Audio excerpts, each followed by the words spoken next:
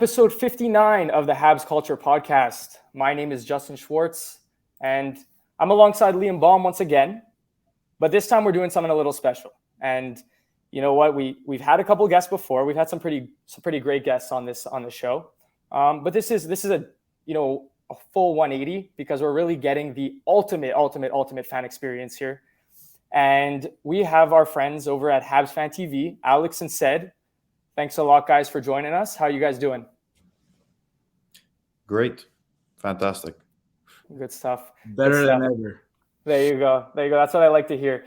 I know you guys love to bring the energy, and that's what we're here for. And you know what? Like, again, Liam and I, well, originally, the podcast was started by me and someone else, but Liam joined on and we kind of started doing our thing and having a lot of fun with it. And I think that's what it's all about, right? At the end of the day, we're not here to, we're here to give our opinions, but it's all for good fun. So look, we wanted to get some insight on, we know what you guys do, but we want the listeners back at home to hear a little bit more of what you guys do. And they probably know already because they're probably very familiar with your content.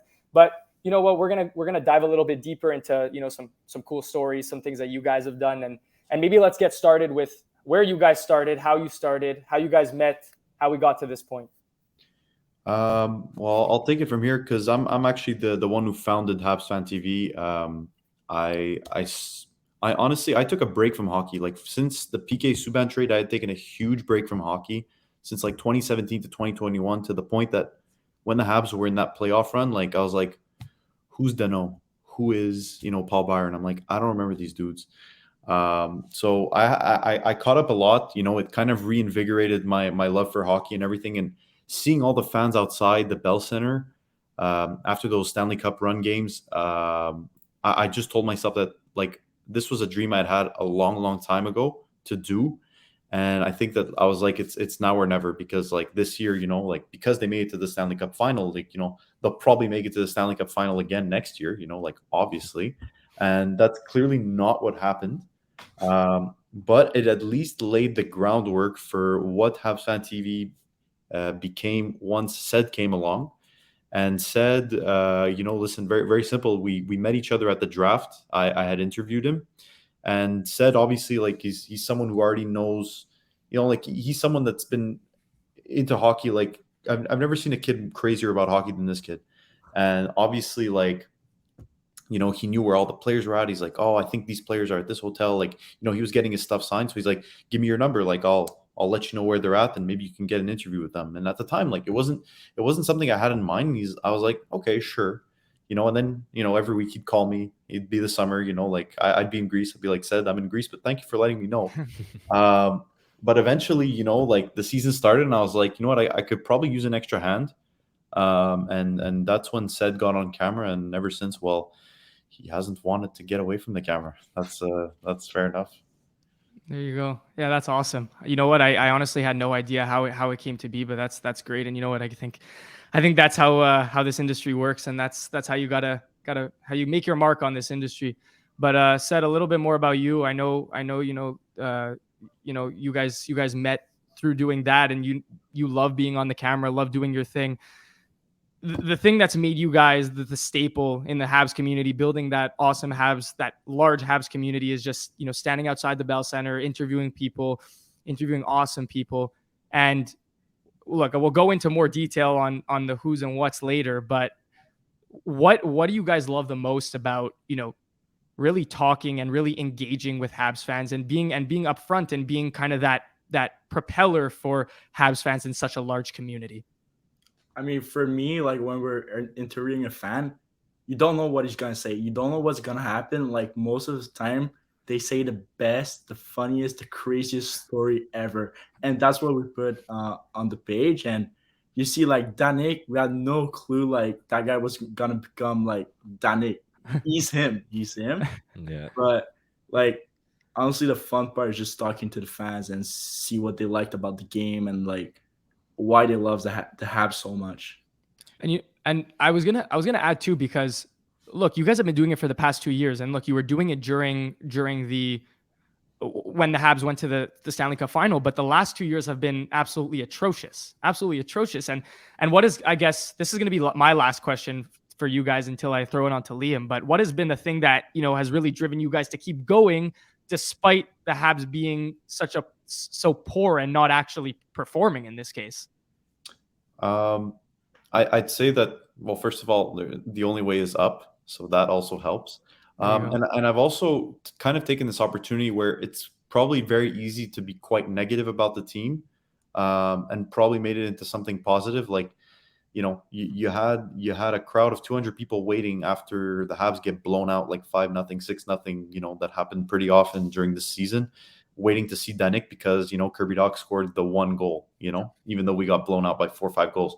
So I think, like, I know that negativity could be a good driver, for these kind of things, but I'm trying to find a way to make it positive. And the way I see it is, I don't think anyone can ever say that, we were only there for the good times. We were also there for the bad times. And I think everyone will like to see the progression. I mean, adding to Alex, like, there's some games like near the end of the seasons we're getting blown up. And like, that was the game after the Pizzetta, like, Selly, the shootout thing. So like, Alex would put his roller skate on and come in with a wig on and do the Pizzetta to cheer up the fans. So we're here for the fans and we love them. That's actually awesome. It's awesome. And you know what the truth is, that with such a massive fan base, like, it's you're hitting the right target market here by with these fans. So it's honestly awesome. Liam, you have any questions over there? Yeah, just turning the page here. Obviously, you guys are very well known for all the player interactions that you have, like Trevor Zegras, Rem Pitlick, Pizzetta. What's one player that just gives you these really raw and good interactions? Well, it's definitely going to be Pizzetta. Like, he's the one that's played into this the most. And like, it just depends on the guys. Like, some guys are more or less made for that kind of moment. But Pizzetta certainly loves it, and he certainly likes, giving it back to Seth when he wears opposing team jerseys, So I think, like, it's always good that, the players are enjoying it too, because it kind of gives us motivation to maybe talk to them more. Because, like I said, that, if du jour au lendemain, the next day, we decide not to really, do any more player interviews, for me, it doesn't really change much. But the fact that, the players are liking it and, the fans are liking it, well, it gives us more motivation to continue. Yeah, for sure. Has there been any players who just brush you off and said, no, I don't want to do an interview right now? Yeah, a bunch of them for sure. But, like, we don't take it personally, obviously. Like, let's say Drouin was never that type of guy. Pitlick was, and then he wasn't. So he had a change of heart. Maybe some guys in the Rocket locker room were trying to give it to him a little bit too much about what he thought the next prediction was. But at the end of the day, the point is to be, the players who want to do it are probably going to give you the best content anyway. So that's what we will. Yeah. And speaking of that, I know so we spoke a little bit about this, but the fact that you guys, you went to the NHL draft in this past year in Nashville, that seemed like an awesome experience. Was there anything there that, caught your eye, any interactions, anything that, that Habs fans should know about going forward, considering that's that awesome experience? There's probably so many that, we can't even count. I mean, like, we have, like, pictures with, like, let's say Luongo and, like, Pierre-Olivier Joseph that was there, and Mathieu Joseph. So, like, we have all these interactions that, like, we've barely even told half the story. Like, I asked a few questions at the NHL awards that I never really posted either. Mm-hmm. You'd go out to a bar, you'd see some guys who get drafted, you'd see some Habs players that happen to be there, so there's always that kind of, like, random interactions, but nothing that I would say is worthy of mentioning. I don't know about you, Sid. To be honest, one of the nicest guy I've met at the draft, Biz. Really? Biz is such a beauty. Like, I've met him. It was so random. I was going to the bathroom. I ran into him at the Bridgestone Arena. I'm like, hey, Biz, how are you? And we talked we chat for like 5 minutes. Honestly, the way he is on spitting chicklets, same way in real life. That's awesome. Yeah, that's great. Yeah, that's awesome. He's very, but that's it, right? It's all about these guys who are willing to play the part and really, like, interact, like, and that's what makes it fun. And you guys have developed a large following, whether it's on Instagram, whether it's on TikTok, through clips and through Instagram posts and whatnot. And you guys continue to put out some great content. including over the past couple of weeks or a few weeks at the 3-on-3 in the 3-on-3 league at Hockey Etc. How's that experience been? I know it's a lot more, you're a lot closer to the action, right? Because a lot of the guys are on summer break and they're kind of just there to play some shitty hockey. But how has that experience been? And you guys being kind of like at the center of, trying to get content and enjoying that experience. Oh, listen, it's been great so far. Like I said, I never knew about the LSHL. It's actually Sed that told me about it, during the year. And Olivier reached out, the co-owner of Living Sisu with Zach Foucault, and they said, like, if you guys would like to make content, and help promote the league, it would be a great thing. So far, like, we've done fan interviews, we've mic'd up a few players, especially on the women's side, but recently we mic'd up Vincent Desharnais, so that should be pretty good too. It is pretty good. That's awesome. Yeah, we've been watching the footage today. It's very, very entertaining. So I think just like little things like that I think like a lot of people don't really know about this league, and you don't realize that, like, you can go and see Suzuki, Harvey Pinard, and Gouli play for $10, Right. compared to, let's say, $100, $200 at the Bell Center during the year. So, if it's a nice experience, all the guys, they stop, they sign the stuff and everything on most days. So, if you want to meet your favorite player, like that's where it's at. Absolutely. And like, it's pretty crazy to think on the Tuesday night there's like 200-300 people coming to the arena to see a bunch of NHL players. It's awesome. That's awesome. But again, like, that just speaks to the community. Like, it's incredible. Like, you're not seeing that. Like, I mean, maybe you are, but not to that extent anywhere else, in my opinion. I mean, like, I feel like in Montreal, it just really brings out the best. And kind of staying on the same note a little bit, like, I think we'll get into a little bit about the Canadiens and what you guys think for the upcoming season, because we like to talk, lines, predictions, so on and so forth. My last question is, you guys, like I said before, have built an awesome following. Where do you guys see this going? Like, is this to the moon, or is this something that you guys like just want to keep on building and building and building and just, getting your name out there, like kind of what you guys have been doing already, or is this have another direction for you guys? Well, listen, we saw Trevor. We told him to the moon, and he said yes to the moon. So, that's exactly where we're headed. Where exactly we go kind of depends on how our relationships turn out with let's say the Canadiens or the NHL. But I think the goal is to ideally have our platform as the place where people can come and give their opinions, no matter whether I agree with them or whether I disagree with them. I've posted a lot of stuff that I've sincerely disagreed with, but I know that it's a large sentiment from the fans, so I'll still post things like that. I think where this is going is to kind of be larger a little bit than just the Habs. I think eventually it won't be very surprising to see us at other arenas doing other things, and just in general, just providing good hockey content to hockey fans. I think that's what in general it's going to be. There's probably going to be a podcast along the line. I'm not exactly sure what it looks like. And that's probably why I've been so reticent on maybe giving you guys something more long form, because I don't want it to be another typical hockey podcast. If it's going to be something, it's probably going to be something in the looks of, a Spitting Chicklets type thing, That's awesome. Yeah, so, that's awesome. I don't see us always talking about the Habs or just fully focusing on hockey in that kind of podcast setting. So, where we're headed is probably we're just going to become the place where all the fans, especially the Maple Leafs fans who love to shit on us, this is going to be the place where, they're going to come and see, oh, what are the Habs up to? I think that's kind of the goal. I want everyone in the NHL to look around and say, what are the Habs up to these days? So kind of in that case, like, I mean, maybe not the same content, but the same concept of like the reverse of like a Steve Dangle just for the Canadiens in that case. Yeah, exactly. That's awesome. Yeah, I think that would be a great concept, because I think the truth is that you look around, right? Like, look, we're a very small Montreal Canadiens podcast, but I find that sometimes there's missing that energy, that excitement, that entertainment value in this industry, right? Because sometimes it could be relatively bland. So I think that would be awesome. Liam, you have anything? Yeah, just going back a little bit. Obviously, you guys have a lot of followers on TikTok and Instagram through all the clips, like Justin said. But do you remember maybe one of the first clips that really blew you up or really got you out there? Yeah, I could.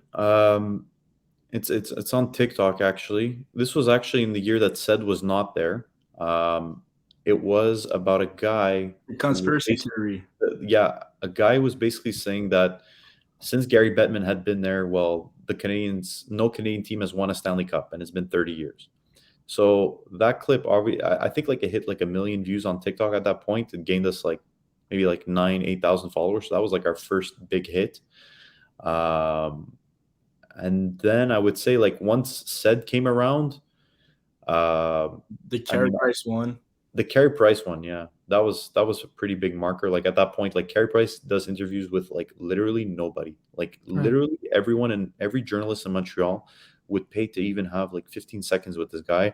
And somehow the 16-year-old kid at the time managed to take him for 15 seconds and get a question out of him. So That's I awesome. think that was pretty much like that was a big moment. You know, like I'm just studying. I'm studying for my bar exam, and then Ced texts me. He's like, "Oh yeah, by the way, like I was at the garage. I got an interview with Carey Price." I was like, "Oh, cool, Ced, like really." You know, at this point, I'm like, I don't know if he's capping or not. You know, and then he sends me the video. I'm like, "Oh shit, it's for real."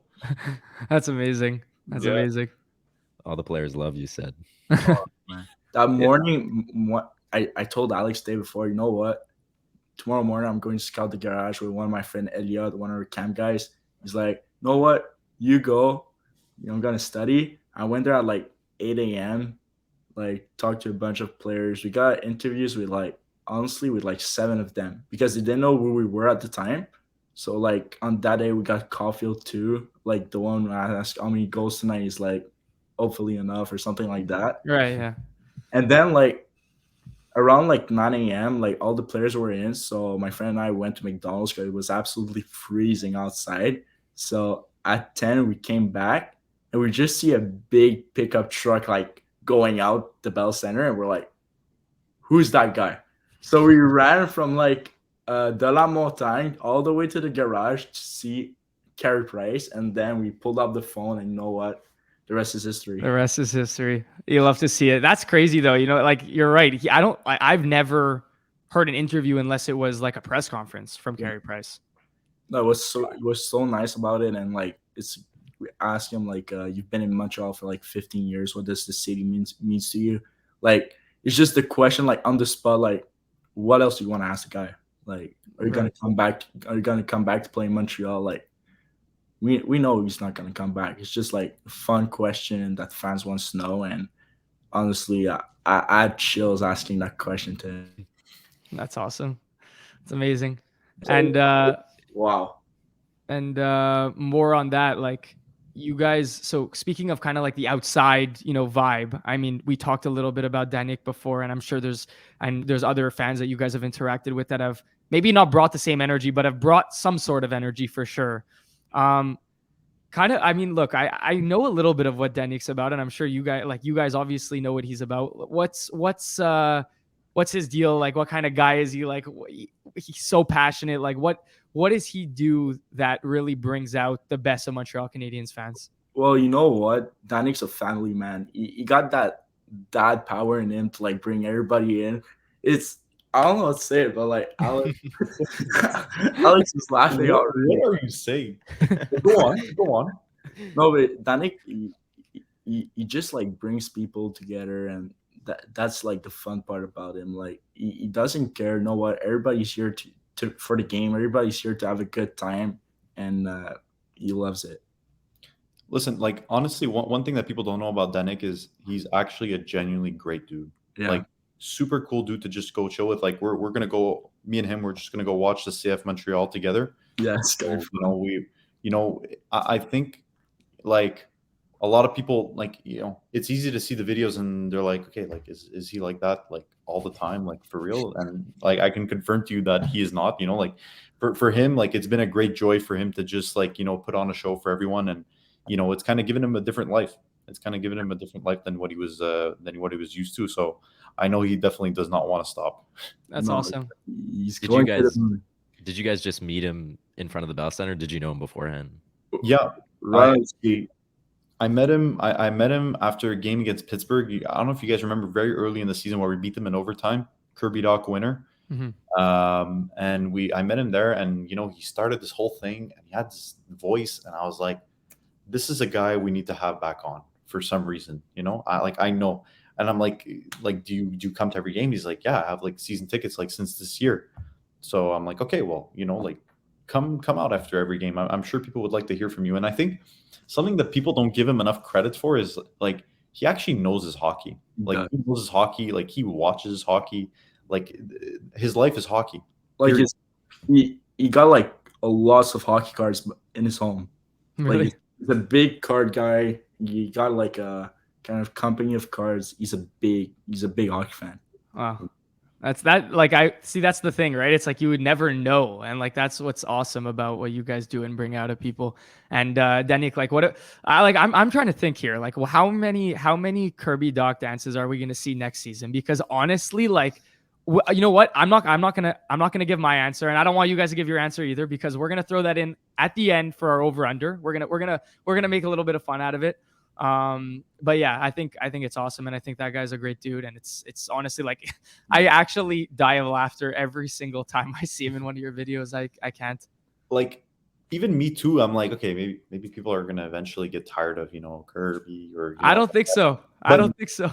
Turns out like there's a huge appetite, and I understand why, because like every time he'll score, it's a different context. Like Harvey Pinard scoring a hat trick, people do want to see Danik do the dance, even though they've already seen it. It doesn't matter. But the fact that they get to see it again after like an important moment, then Danik will add like a little preamble and he'll add something funny. I think like he's kind of the epitome of like what I'd like for Habs Fan TV kind of to be, is like knowledgeable hockey content, but said in a funny way. So that's kind of like the way I see it. So like, yeah. Look, people can get irritated and whatever, but look, as long as the majority are enjoying it, I'm still going to be posting it. That's a funny story that Alex can tell, but the Kirby doc could have not been on Habs Fan TV. Oh yeah. Listen, it was like it was the first time I posted it was after he scored that game winner against Chicago, and I'm like, I'm like the editor in chief, poster in chief, like I do everything on my own. So I had seen that clip like a long time ago. I was like, yeah, maybe like I'll try this. Like, he's in like a yellow hoodie and like he's just like Kirby Doc. Like, I don't know if that would actually catch on. Like, so when I initially posted that and I saw the reaction, I was like, oh shit, like this might actually become a thing. And then like seeing every game after that, like, oh, where's the guy who does Kirby Doc? I'm like, oh shit, like he's gonna be known as the Kirby Doc guy. And then he got known as the Harvey Pinard guy, and yeah. And then the Montembeault guy now. And he's done a few low key dances that some we may never see again, but some. Jake Evans. Yeah, the Jake Evans one. If you go. Oh yeah, the Jake Evans one. I don't think that one's ever gonna make an appearance again.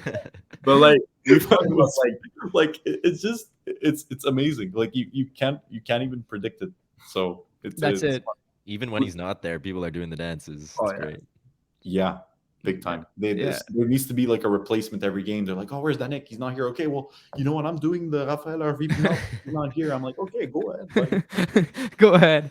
That's awesome. But like we've talked about like Danik's knowledge of hockey, and the reason in the first Curb Dog video he has a yellow hoodie is because he had an Anderson jersey, and Anderson was suspended that game. And he's like, you know what? I'm taking off the jersey. He's suspended. He's not playing.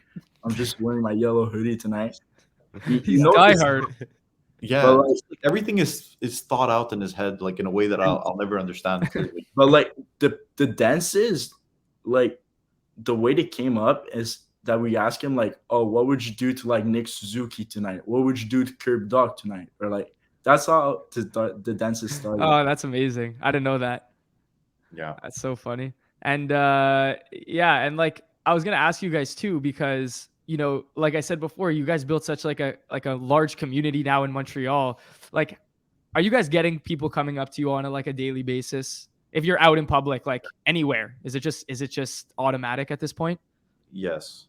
Yeah. Yes. Like in a way that I never actually thought that, like, I'm like, okay, sure. Like we have a certain following on TikTok and Instagram, but like, I'm imagining that in order to receive kind of like that kind of attention, you have to have like 300,000 followers or 400,000. But I realize it's quite concentrated here in Montreal. So like, like I'll go to a bar and, I will be doing the Kirby Doc in the middle of the club. Someone who would like to take a picture and everything. So But look, it's good. You get to meet all kinds of people in all kinds of places. So, I'm at the bank and some dude's like, "Oh shit, it's the guy who does the Kirby doc." I'm like, yeah, that's In the middle of the bank. like in the most random of places. Yeah. But honestly, it's fun. Like the little kids in my neighborhood, like they figure out where I live. So every time they play hockey in the street, they come knock on my door. So That's amazing. That's amazing. But like we get recognized. It's fun. Yeah, it must have its pros and cons, but again, with what you guys are building, like you gotta enjoy it, I guess, right? Liam, did we want to move into maybe a little bit more specific Montreal Canadiens stuff if you guys were interested?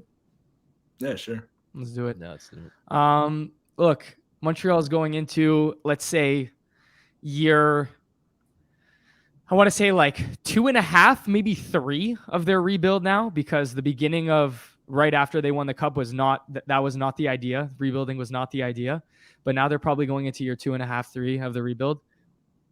I want to know what your guys thought, because look, like again, we talk to each other. We talk to each other, and again about hockey, we talk to people that aren't Habs fans. We talk to people that are Habs fans, but we don't get much insight. You go on Twitter and you see a bunch of whatever. But I want to know what you guys have to say. Like, I know you guys you were said that, like, you're diehard, Alex. I know that you're diehard also. You guys are kind of like in the moment, always checking on that stuff. What's your take on next season? What are you guys hoping for? What are you thinking? What are you thinking for the 2023-2024 season? My hottest take for this season, if everybody stays healthy, we'll make the playoff. Oh boy, like it. It's not a hot take. Honestly, we can do it. Like, if Caulfield was healthy this season, gosh, we would have been way high up. Yeah, and to kind of further what Seth is saying here, like, we've spoken to a lot of players like over the past year and everything about whatever happened this year, and I think they're all on the same page that like they all feel that like if this guy didn't get injured, this guy didn't get injured, like guys, come on, like we were for sure making the playoffs, or like for them it's kind of a certainty. And one thing I will say is that I know that the players are kind of fed up. So I think that this year is going to be a very telling season. I think they're all fed up, and I think they all want to make that next step. So I'm pretty optimistic, actually. Injuries could happen again. They probably will. But could it happen in the same proportion that it happened this year? It would be a statistical anomaly for 3 years in a row for the Habs to have like the most man games lost in the NHL. At that point, it's like we need to do like some juju or stuff to like help out this curse right now. Actually, though. But like you see the players' Instagram story, or like just on Twitter, you go on your feed, like they're always trained, always out there. You see a guy like Pizzetta taking classes with Josh Larac and stuff. You know what? They're ready for this season. Yeah, there's absolutely like passion, and like I like the core that we have, and I think that's what Liam and I have preached a lot, is the fact that you go out and sign a guy like Caulfield to his extension, you signed Suzuki to his extension. I won't say passed on Dubois, because I don't know if it was us passing on him or him passing on us, but all of that to say that they're making sure that they have guys under contract that aren't overpaid, and they're going to build something that actually has some depth, right? Like unlike a Leafs team in this case. Yeah, no, and I think that like we will admit we are still missing that attacking full-on superstar. Maybe Caulfield ends up being that guy. That's what Kent Hughes thinks. He thinks that part of the reason why they say they passed on Michkov is because, well, in their opinion, Doc, Caulfield, Suzuki, all those guys still have more to give, and that's kind of their reasoning behind it. I'd love for that to be true. But every team that goes pretty far, they always have that one guy. Vegas, they didn't have like, you could say they did have a superstar. They had Jack Eichel. They all had. They had Phil Kessel. They had, yeah, true. They had Phil Kessel. Thanks for reminding me. But Colorado had Nathan McKinnon. So everyone has that one guy. Right now, Caulfield could be that one guy, but usually it takes the form of a center. So passing on Dubois and everything might have been the right decision, because anyway, we know what happens when Quebecer players come and play in this market, but we'll have to see. I still think that they'll 100% be pushing for the playoffs no matter what. Yeah. To add up to Alex, I think we need a number one goalie. I mean, Montembeault is doing great. He would be a number one goalie, but not in Montreal. That's my opinion on Monty. But like, Alex, I'm waiting to see your look on that. But we need a guy like Devin Levi on the Habs. Like, Oh baby, oh baby. This guy is like Said I heard. Sorry to cut you off, Alex. Yeah, said I heard you're a massive Devin Levi guy. I mean, I played for the Lions too when I was younger. Oh, yeah? And seeing that guy growing up in that organization, like, it really gave us hope to like go to the NHL. You know what? I'm doing TikToks now. Plan didn't work, but yeah, I'm a big Devin Levi fan. Yeah, he's a natural goalie, that's for sure. He's very, very raw. Plays the game the right way. For said, there's God, and then there's Devin Levi. That's in that order. In that order. Liam, you have anything? Yeah, just going back to the Michkov thing. We covered the draft a lot, gave a lot of our opinions. I just want to know what your guys' thoughts on for the Habs pick and just our overall draft and how it's looking for the future. Well, my opinion is it's pretty easy to find, unfortunately. But I mean, look, I'm gonna maintain this no matter what, no matter how many years into the future. I didn't like the pick. We should have, but it's not because I didn't like Reinbacher. It's because I wanted an attacking player, because this is what the Habs have needed. Yeah. So if you listen to Hughes's press conference right after, it kind of left the door open to me that they really drafted more based on need than best player available. He said if Reinbacher was a lefty, I don't know if we would have picked him. But then you're basically admitting that, you drafted basically because of need. You drafted him because he was a righty. So, but after 10 minutes after my reaction there, where I was like, obviously, before, I wish I would have posted the full thing, because the full thing is like me for the 2 minutes before the pick of me just like, I'm gonna throw up, I'm gonna puke, and that's where kind of like the I'm gonna puke comment came after the pick, not so much because of Reinbacher, just because of like the stress, and then Carey fucks it up, and then fucking like it was wild. It was wild. So like the ups and downs on that roller coaster was absolutely insane. So then it took me like a good 10 minutes to like, okay, we still got the best defenseman in the draft. So if, Reinbacher projects to everything that he's going to be, we've made a good pick. But if we drafted by need, I still think we should have drafted a Ryan Leonard at minimum. Michkov, in my opinion. Michkov, yeah. But, it's, the attitude issue thing gets thrown around with every Russian player. But at the same time, if anyone's best place to make that decision, it was Nick Bobrov because of his connections in Russia. So if they didn't pick him, we have to pray to God that there was a good reason for it, because or else we're going to be hearing it from the Philadelphia fans, and it's going to definitely be a full reversal of what we did to them with Cam York. So, literally. Yeah. And I don't want that to happen. No, not at all. Yeah, and the truth is that look, like I think we talked at length about, like we did a couple pre-draft episodes talking about how Michkov might be passed on, but it won't be for the right reasons. And I think I'm definitely not disagreeing with you in saying that the attitude stuff is not valid.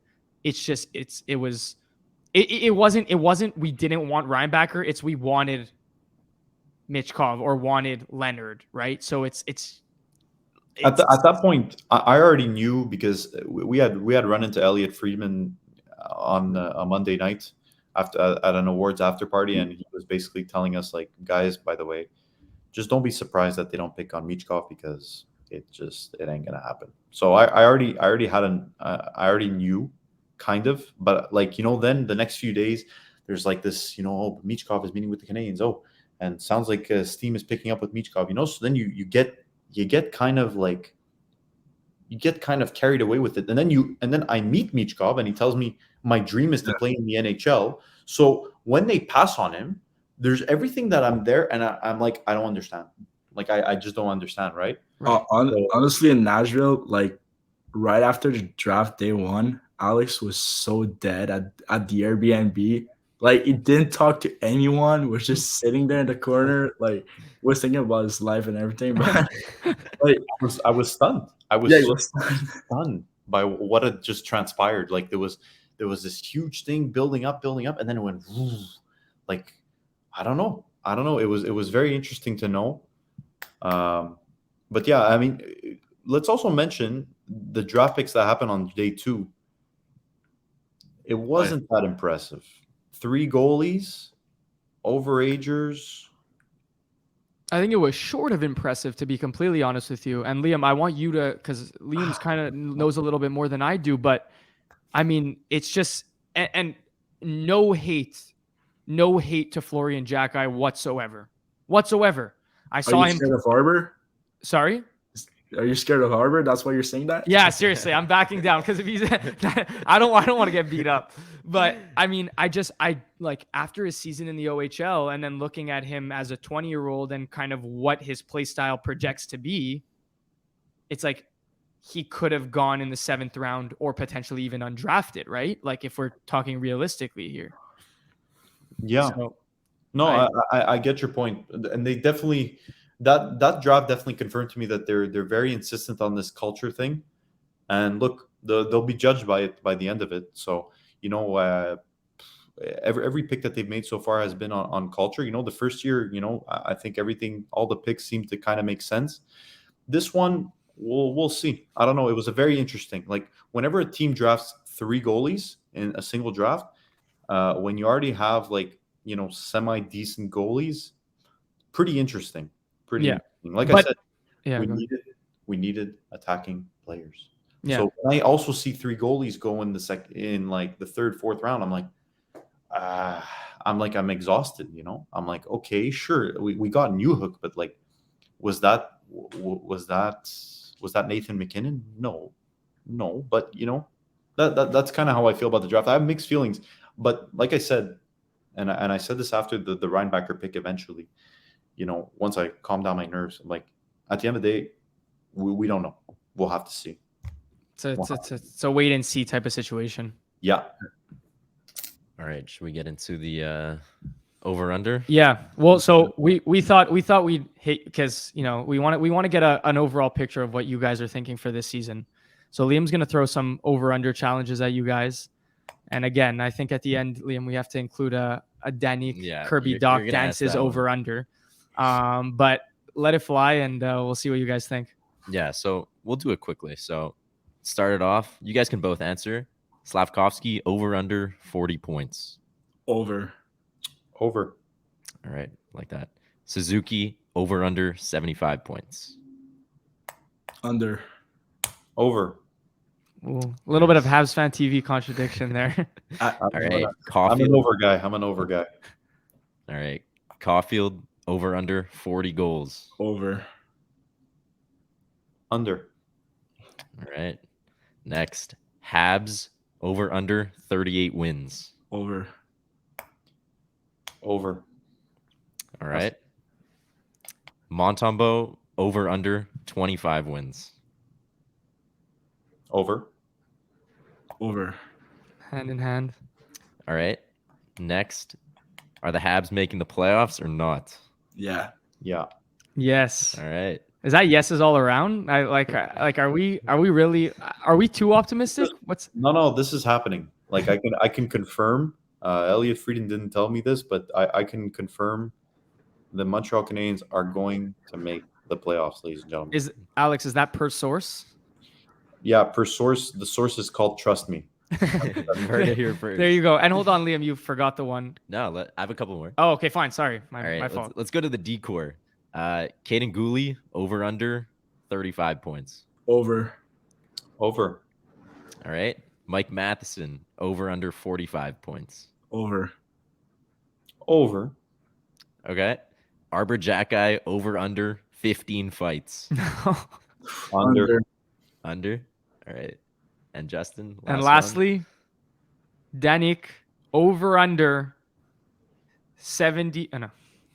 Over under 120 Kirby Doc dances. Over. I mean, it depends. Does dances need to be on camera? No, well, Oh, if they're not on camera, it's over okay. already as of Okay, today. for the purpose of the video, let's do over. Sorry, let's do on camera. On camera, I'd say over, like over 400 for sure. I'm gonna say under because there's only 80 games in a season, buddy. How many goals can Yeah, well, you Carl never know. Lance You score? might have to post it twice. It's so good you have Oh to well, post wait, it twice. no, you're right. It could maybe hit 120 if the Habs hit the playoffs. Oh, there you It's go. true. No, but like, oh, does it need to be posted or just like him doing it on camera? Let's do posted. Okay, Posted? posted. Under. Under. Fuck, But like, I don't want to lose half. I don't want my fans running at me with pitchforks. Okay, it's enough there. We get Kirby. tell yourself that Danig's doing the dance at least 10 to 15 times a game. Really? Yeah. Oh my god, that's amazing. I need to meet him. I really want to meet him. Oh, he's Really? a great guy. He's a great guy. Great guy. Well, guys, it was an absolute pleasure, and I think it was a lot of fun. Got to talk about a lot of different things. Thank you for your stories. Thank you for your insight. And guys, until next time, we thank you so much for listening. And thanks a lot, guys. Take care. Thanks Our for the pleasure. invite. Thanks a lot. Thanks, guys. Take care, guys.